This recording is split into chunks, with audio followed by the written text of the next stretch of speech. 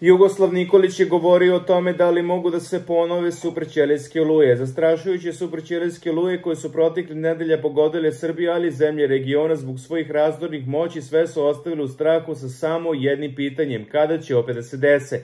Odgovor na to pitanje najbolje nam može dati direktor Republičkog hidrometeorološkog zavoda Srbije, koji je govorio o pojavama supraćelijskih oluja, odnosno da li je u pitanju samo izolovani fenomen ili nešto što će postati nova normalnost. Naime, smena ekstremno visokih temperatura praćenih još ekstremnijim olujnim nevremenom, takozvanim supraćelijskim olujama, harale Srbijom, odnoseći ljudske živote i ostavljajući za sobom pustoš i milijunsku materijalnu štetu.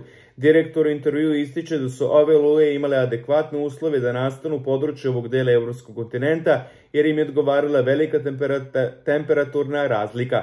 Objašnjava da supraćelijske oluje imaju snažno rotirajuća ulazna strujenja u formi ciklonske cirkulacije, pri čemu su ulazna strujenja prostorno razdvojena od padavinske zone. To, kaže on, isključuje mogućnost brzog slabljenja oluje i ona može da traje od nekoliko sati pa do nekoliko dana bez prestanka. Tada se javlja olujni vetar, krupan grad, obilni pljuskovi, izražena električna pražnjenja. Supraćelijska oluja nastane kada se ispune svi uslovi.